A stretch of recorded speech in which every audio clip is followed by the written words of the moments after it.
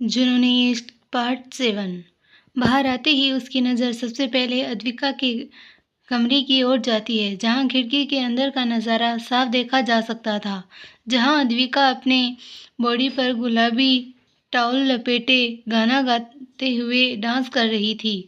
अद्विका को ऐसे डांस करता देख रुद्र अपने बालों के हाथ फेरते हुए खुद से ही कहता है, लिटिल सिंगल लिप्स। कुछ ही देर बाद अद्विका तैयार होकर नीचे डाइनिंग टेबल पर आती है, जहाँ दिव्या जी ने पहले से ही उसके लिए खाना परोस रखा था।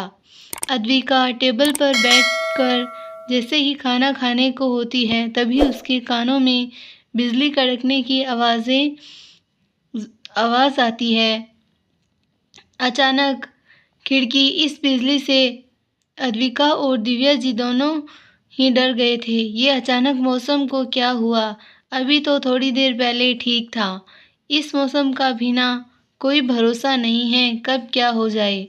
ऐसा कह दिव्या जी घर से बाहर की ओर जाती है, जहां आसमान में काले बादलों ने घेर रखा था और बिजलियां जोर जोर से कड़क रही थी। इतना खराब मौसम देखकर दिव्या जी झट से घर के अंदर आती है और अद्विका से कहती है, आज तो मौसम बहुत ज़्यादा खराब लग रहा है, लगता है तूफान आने वाला है, तुम आज कॉलेज मत जा। अपनी माँ की बात सुनकर अद्विका झट से घूम के दिव्या जी की ओर देखती है और अपनी आंखें छोटी करके कहती है, रहने दो, जब मन ना हो तब तो आप ज़बरदस्ती भेज देते हो, और जब एक बिजली क्या कड़क गई, कॉलेज जाने के लिए मना कर रही हो। और वैसे भी आज मैं छुट्टी नहीं कर सकती, क्योंकि आज मेरा मैथ का टेस्ट है। अद्विका ने इतना कहते ही ज़ोर से बारिश शुरू हो जाती है। बारिश शुरू होने की वजह से अद्विका को भी मूड ऑफ हो जाता है और वह मायूसी से अपनी माँ की ओर देखने लगती है, जहाँ अद्विका जी मुस्कुराते हुए कहती है, अच्छा ठीक है, टेस्ट है तो जाना ही पड़ेगा। मैं ड्राइवर को कहकर तुम्हें आज कॉलेज भिजवा दूंगी। जिस पर अद्विका मुस्कुराते हुए अपना नाश्ता खत्म कर टिफिन लेकर बाहर की ओर जाने लगती है, जहाँ बाहर आंगन में कार तो खड़ी थी, लेकिन ड्राइवर नहीं था। ड्राइवर को ना पाकर अद्विका अपनी मम्मी को आवाज़ लगाने लगती है। अद्विका की आवाज़ सुनते ही दिव्या जी आकर ड्राइवर को इधर उधर देखने लगती है और आवाज़ लगाने लगती है कि तभी रुद्र वहाँ अपनी कॉल्ड वॉइस में कहता है, कोई प्रॉब्लम हो गई है क्या? रुद्र की आवाज़ सुनते ही अद्विका के गाल शर्म से लाल हो जाते हैं। वहीं दिव्या की सारी बातें बताने लगती है। दिव्या जी की पूरी बात सुनने के बाद रुद्र अद्विका की ओर देखते हुए कहता है, मिस अद्विका, अगर आपको सही लगे तो आप मिस अद्विका को मेरे साथ भी कॉलेज भेज सकती हैं। रुद्र की बात पर अद्विका के दिल की धड़कनें तेज होने लग गई थी। कुछ देर बाद अद्विका की महंगी ब्लैक कार काली सड़क पर दौड़ रही थी। खुद ड्राइविंग सीट पर बैठा रुद्र, उसके बगल में बैठी हुई अद्विका, जो रह रहकर अपनी तिरछी नज़र से रुद्र को ही देख रही थी। बाहर मौसम अभी भी वैसा ही था, बीच बीच में जोर से कड़कती बिजलियां और जोरों की होती बारिश, पर अद्विका को इन सब से कोई फर्क नहीं पड़ रहा था।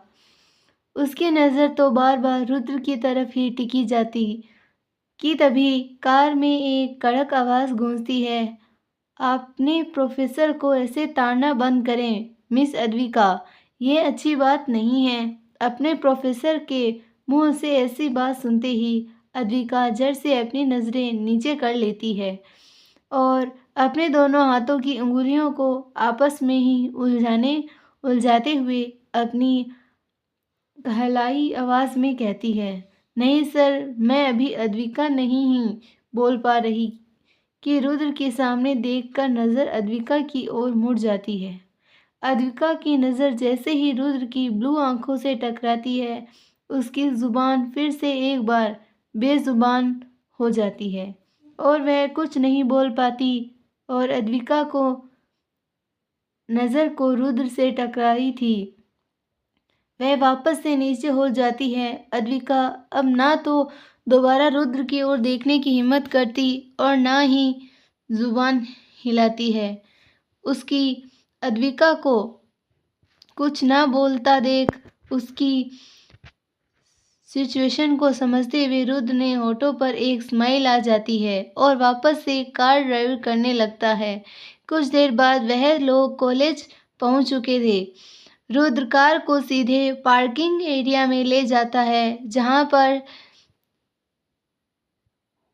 सिर्फ टीचर्स या प्रोफेसर की ही कार पार्क की जाती है। बाकी कोई स्टूडेंट अपनी बाइक, स्कूटी या फिर कोई भी चीज़ वहां पार्क नहीं कर सकता। उसके लिए अलग से पार्किंग एरिया थी।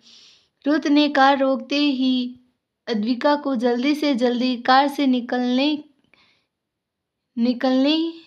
की होती है। अद्विका जैसे ही दरवाज़ा खोल के अपने दोनों पैर बाहर निकाल सीट से उठने वाली होती कि तभी उसके अपने स्कर्ट को खिंचाव महसूस होता है। वह पीछे मुड़कर देखती है तो उसका स्कर्ट सीट से ही लग के अटकी हुई थी और अटकी होने के कारण उसकी स्कर्ट थोड़ी सी ऊपर की ओर हो गई थी और वह बगल में हंटर अपनी सीट बेल्ट को खोल रहा था कि तभी उसकी नज़र अद्विका पर जाती है, जहां अद्विका अपने स्कर्ट को बार बार ऊपर की ओर खींचती हुई सीट से निकालने की कोशिश कर रही थी। मैं मदद कर दूं? रुद्र के मुंह से निकले दो चार शब्द अद्विका के पूरे तन बदन में सिहर पैदा करने के लिए काफ़ी थे। अद्विका की सांसें भारी और धड़कनें तेज हो चुकी थी। उसके अपनी और रुद्र के बीच हुए अब तक की सारी घटनाएं याद आने लगी थी, जिस वजह से उसकी गाल पर लालिमा छा जाती। अद्विका फिर से रुद्र की बातों को कोई जवाब नहीं दे पाती, लेकिन उसकी झुकी निगाहों और गालों पर बिखरे लालिमा जब चाहिए कर रही थी, सब जाहिर कर रही थी उसकी हालत को। अद्विका कुछ नहीं कहती, लेकिन उसकी झुकी निगाहें और लाल हुए गाल सारे हालात बयां कर रहे थे। अद्विका की ऐसी हालत पर रुद्र के होठों के कोने मुड़ जाते हैं और वह अपने हाथ बढ़ाकर अद्विका की स्कर्ट को सिर से निकालने लगता है, जहां रुद्र की अंगुलियां अद्विका की गोरी जांघों पर टच होने लगती है, जिससे अद्विका अंदर से सिहर जाती है और अपनी आंखों को कस के बंद कर लेती है। कुछ देर बाद अद्विका जब अपनी आंखें हल्की हल्की खोलकर देखने की कोशिश करती है, जहां उसकी नज़र सबसे पहले अपनी स्कर्ट पर जाती है, जो अब सिर से निकल चुकी थी और ठीक कर दी गई थी। अद्विका को इस वक्त इतनी ज़्यादा शर्म आ रही थी कि और कुछ देखने की हालत में नहीं थी। वह जल्दी से अपने बैग को कस के पकड़ती है और सीधा कार से बाहर की ओर दौड़ने लगती है।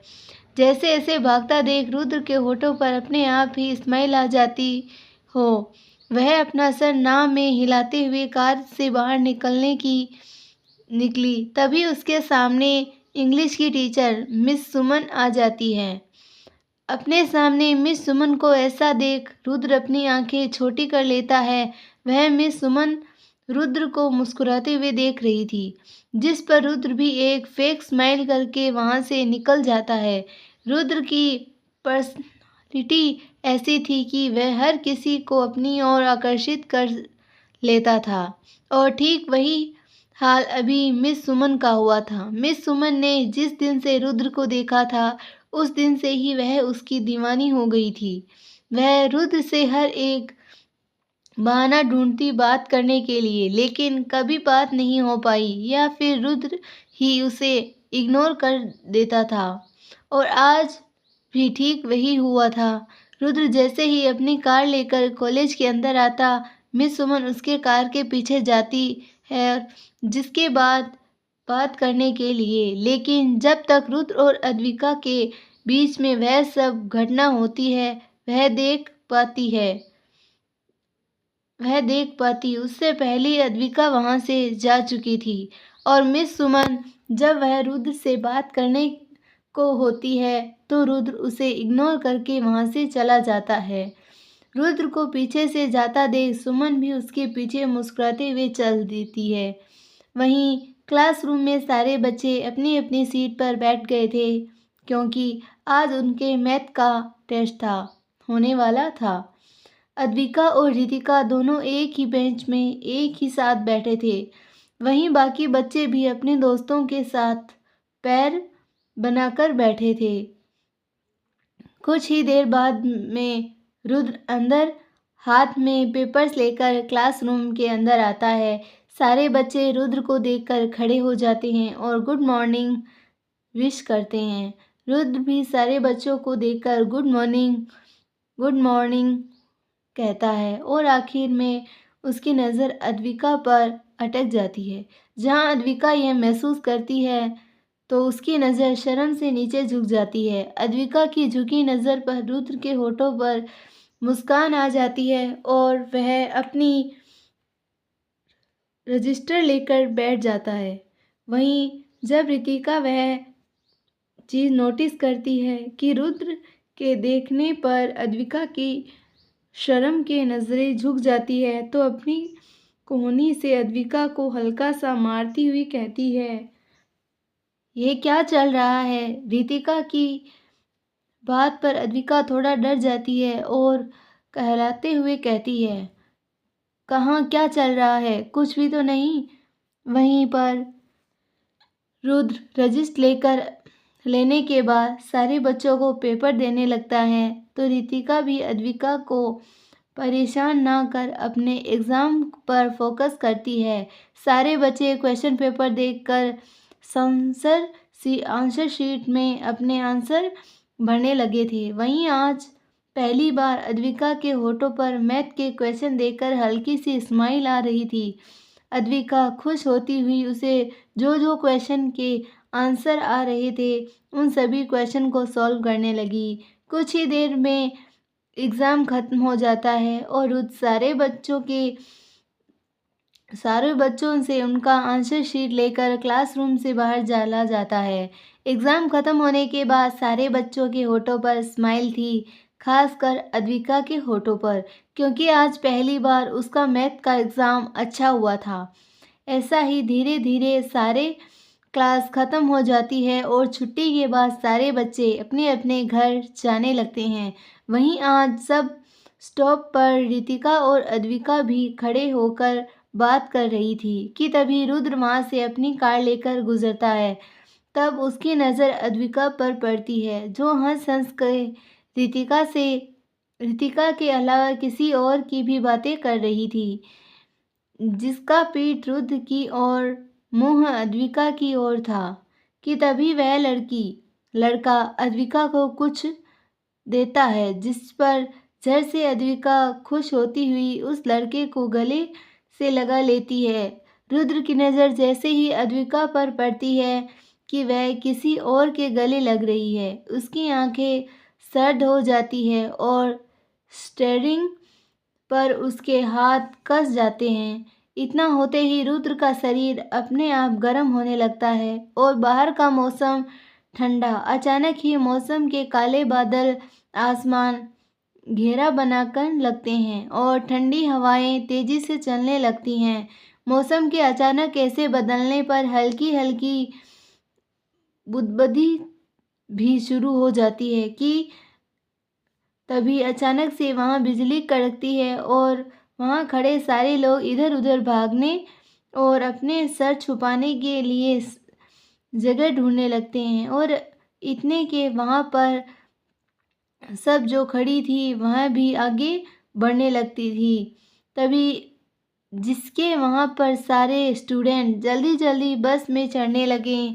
बस में चढ़ने के दौरान अद्विका सबसे पीछे रह जाती है।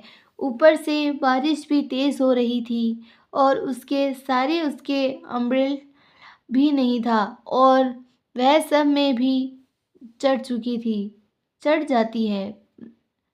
वह बस में भी नहीं चढ़ पाती। इसीलिए वह एक दुकान के साइड में अपना सर बचाती हुई खड़ी हो जाती है। उसका पूरा उसको बुरा लग रहा था क्योंकि रितिका का भी साथ छूट चुका था और सब उसके घर अकेले ही जाना पड़ेगा। ऊपर से बारिश तेज पर तेज होती जा रही थी और बिजलियां भी कड़क रही थी। ऐसा लग रहा था जैसे दिन में ही रात हो गई हो। अगर आपको हमारी स्टोरी पसंद आई तो स्टोरी को लाइक शेयर करें, चैनल को सब्सक्राइब करना ना भूलें और कमेंट ज़रूर करें। धन्यवाद।